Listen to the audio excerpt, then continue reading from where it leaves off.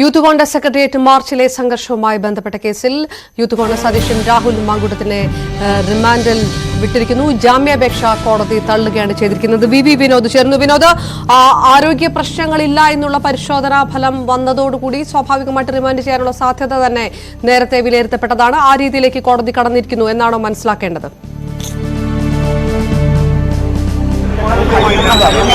രാഹുൽ മാങ്കൂട്ടത്തിൽ റിമാൻഡിലേക്ക് ജയിലിലേക്ക് പോവുകയാണ്. 22 വരെയാണ്, 14 ദിവസത്തെ റിമാൻഡാണ് കോടതി ഇപ്പോൾ ഉത്തരവായി പറഞ്ഞിരിക്കുന്നത്.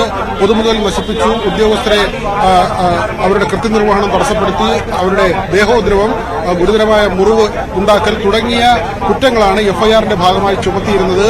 ഇതെല്ലാം തന്നെ കോടതി അംഗീകരിച്ചിരിക്കുന്നു. രാഹുൽ മാങ്കൂട്ടം സെക്രട്ടേറിയറ്റ് മാർച്ച് നടത്തിയതിന്റെ പേരിൽ 22 വരെ 14 ദിവസത്തെ റിമാൻഡിലേക്ക് യൂത്ത് കോൺഗ്രസിന്റെ സംസ്ഥാന അധ്യക്ഷൻ പോകുന്നു. വലിയ വാദപ്രതിവാദമാണ് ഇന്ന് കോടതി മുറിയിൽ നടന്നത്. നാടകീയമായിരുന്നു രാവിലത്തെ സംഭവങ്ങൾ. രാവിലെ 5:30 മണിയോടെ, പുലർച്ചെ 5:30-ക്ക് അടൂരിലെ വസതിയിൽ നിന്നാണ് രാഹുൽ മാങ്കൂട്ടത്തെ കന്റോൺമെന്റ് പോലീസ് കസ്റ്റഡിയിലെടുക്കുന്നത്. അവിടെ തന്നെ അറസ്റ്റ്, തുടർന്ന് കന്റോൺമെന്റ് സ്റ്റേഷനിലേക്ക് കൊണ്ടുവരികയും മറ്റ് നടപടിക്രമങ്ങൾ പൂർത്തിയാക്കുകയും ചെയ്തു. തുടർന്ന് ഫോർട്ട് ആശുപത്രിയിലേക്കാണ് കൊണ്ടുപോയത്. അവിടെ വൈദ്യപരിശോധന പൂർത്തിയാക്കി CJM 3-ലേക്ക് കൊണ്ടുവന്നു. വലിയ വാദപ്രതിവാദം, അതായത് നടപടിക്രമങ്ങളിൽ വീഴ്ചയുണ്ടെന്ന കാര്യമാണ് ഒന്നാമത് പ്രതിഭാഗം ചൂണ്ടിക്കാണിച്ചത്.